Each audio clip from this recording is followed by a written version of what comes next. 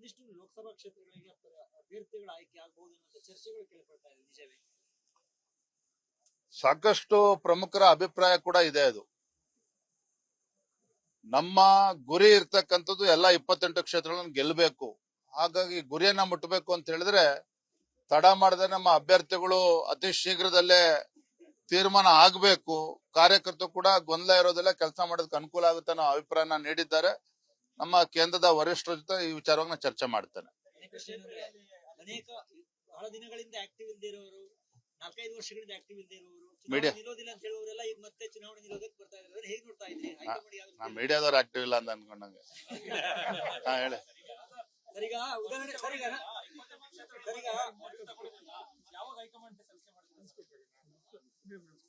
ಅತಿ ಶೀಘ್ರದಲ್ಲೇ ನಾನು ದೆಹಲಿಗೆ ಪ್ರಯಾಣ ಬೆಳೆಸ್ತೇನೆ, ದೆಹಲಿಗೆ ಹೋಗ್ತೇನೆ, ವರಿಷ್ಠರನ್ನ ಭೇಟಿ ಮಾಡ್ತೇನೆ. ವರದಿ ಕೊಡ್ತಕ್ಕಂಥದ್ದೇನಿಲ್ಲ. ಒಟ್ಟಾರೆಯಾಗಿ ನಮ್ಮ ಗುರಿ ದೊಡ್ಡದಿದೆ. ಕರ್ನಾಟಕದಲ್ಲಿ ಈ ಭ್ರಷ್ಟ, ದುಷ್ಟ, ಜನ ವಿರೋಧಿ, ರೈತ ವಿರೋಧಿ, ಬಡ ವಿರೋಧಿ ಸರ್ಕಾರಕ್ಕೆ ಮಣಿಸ್ಬೇಕಾಗಿದೆ ಮುಂದಿನ ಲೋಕಸಭಾ ಚುನಾವಣೆಯಲ್ಲಿ. ಹಾಗಾಗಿ ವರಿಷ್ಠರನ್ನ ಭೇಟಿ ಮಾಡಿ ಅತಿ ಶೀಘ್ರದಲ್ಲಿ ನಮ್ಮ ಅಭ್ಯರ್ಥಿಗಳ ಬಗ್ಗೆ ನಮಗೆ ಕ್ಲಾರಿಟಿ ಕೊಡಿ ಅಂತಕ್ಕಂಥ ನಾವು ಮಾತಾಡ್ತೇವೆ.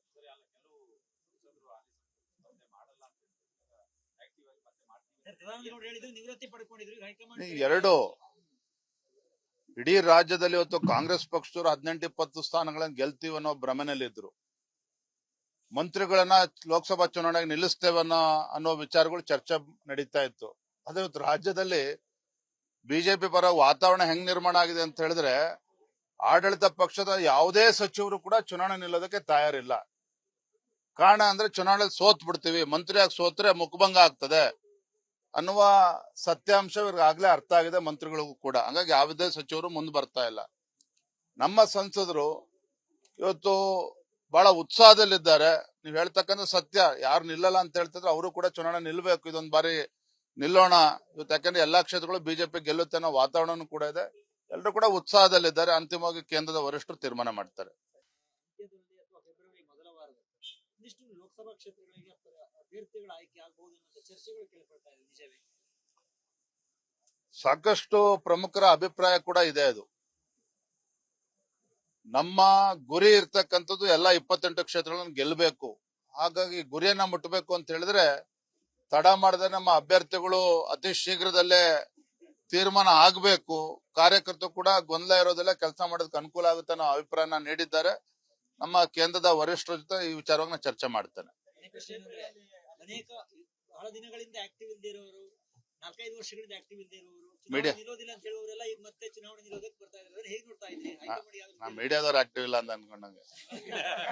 ಹೇಳಿ ಸರಿಗ ಉದಾಹರಣೆ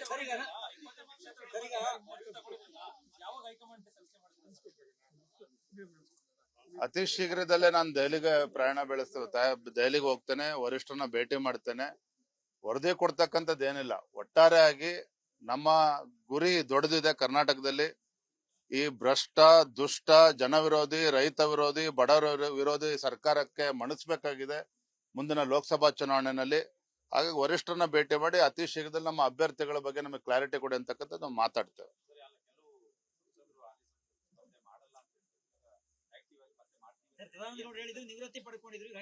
ಎರಡು ಇಡೀ ರಾಜ್ಯದಲ್ಲಿ ಇವತ್ತು ಕಾಂಗ್ರೆಸ್ ಪಕ್ಷದವರು 18-20 ಸ್ಥಾನಗಳನ್ನು ಗೆಲ್ತೀವಿ ಅನ್ನೋ ಭ್ರಮೆನಲ್ಲಿದ್ರು. ಮಂತ್ರಿಗಳನ್ನ ಲೋಕಸಭಾ ಚುನಾವಣೆಗೆ ನಿಲ್ಲಿಸ್ತೇವೆ ಅನ್ನೋ ವಿಚಾರಗಳು ಚರ್ಚೆ ನಡೀತಾ ಇತ್ತು. ಅದೇ ಇವತ್ತು ರಾಜ್ಯದಲ್ಲಿ ಬಿಜೆಪಿ ಪರ ವಾತಾವರಣ ಹೆಂಗ್ ನಿರ್ಮಾಣ ಆಗಿದೆ ಅಂತ ಹೇಳಿದ್ರೆ ಆಡಳಿತ ಪಕ್ಷದ ಯಾವುದೇ ಸಚಿವರು ಕೂಡ ಚುನಾವಣೆ ನಿಲ್ಲೋದಕ್ಕೆ ತಯಾರಿಲ್ಲ. ಕಾರಣ ಅಂದ್ರೆ ಚುನಾವಣೆಯಲ್ಲಿ ಸೋತ್ ಬಿಡ್ತೀವಿ, ಮಂತ್ರಿಯಾಗಿ ಸೋತ್ರೆ ಮುಖಭಂಗ ಆಗ್ತದೆ ಅನ್ನುವ ಸತ್ಯಾಂಶ ಇವ್ರಿಗಾಗ್ಲೇ ಅರ್ಥ ಆಗಿದೆ ಮಂತ್ರಿಗಳಿಗೂ ಕೂಡ. ಹಂಗಾಗಿ ಯಾವುದೇ ಸಚಿವರು ಮುಂದೆ ಬರ್ತಾ ಇಲ್ಲ. ನಮ್ಮ ಸಂಸದರು ಇವತ್ತು ಬಹಳ ಉತ್ಸಾಹದಲ್ಲಿದ್ದಾರೆ. ನೀವ್ ಹೇಳ್ತಕ್ಕಂಥ ಸತ್ಯ. ಯಾರು ನಿಲ್ಲಲ್ಲ ಅಂತ ಹೇಳ್ತಿದ್ರೆ ಅವರು ಕೂಡ ಚುನಾವಣೆ ನಿಲ್ಬೇಕು. ಇದೊಂದು ಬಾರಿ ನಿಲ್ಲೋಣ ಇವತ್ತು, ಯಾಕಂದ್ರೆ ಎಲ್ಲಾ ಕ್ಷೇತ್ರಗಳು ಬಿಜೆಪಿ ಗೆಲ್ಲುತ್ತೆ ಅನ್ನೋ ವಾತಾವರಣ ಕೂಡ ಇದೆ. ಎಲ್ಲರೂ ಕೂಡ ಉತ್ಸಾಹದಲ್ಲಿದ್ದಾರೆ. ಅಂತಿಮವಾಗಿ ಕೇಂದ್ರದ ವರಿಷ್ಠರು ತೀರ್ಮಾನ ಮಾಡ್ತಾರೆ. ಅನುಕ್ಷಣದ ಸುದ್ದಿಗಳಿಗಾಗಿ ವಿಸ್ತಾರ ನ್ಯೂಸ್ ಯೂಟ್ಯೂಬ್ ಚಾನೆಲ್ ಸಬ್ಸ್ಕ್ರೈಬ್ ಮಾಡಿ. ಹೊಸ ಸುದ್ದಿಗಳ ನೋಟಿಫಿಕೇಶನ್ಗಾಗಿ ಬೆಲ್ ಐಕಾನ್ ಕ್ಲಿಕ್ ಮಾಡಿ. ಲೇಟೆಸ್ಟ್ ಅಪ್ಡೇಟ್ಸ್ಗಾಗಿ www.vistaranews.com ವೆಬ್ಸೈಟ್ಗೆ ವಿಸಿಟ್ ಮಾಡಿ. ಅಂಗೈಯಲ್ಲೇ ಜಗತ್ತಿನ ಸುದ್ದಿ ತಿಳಿಯಲು ವಿಸ್ತಾರ ನ್ಯೂಸ್ ಕನ್ನಡ ಆಪ್ ಡೌನ್ಲೋಡ್ ಮಾಡಿ.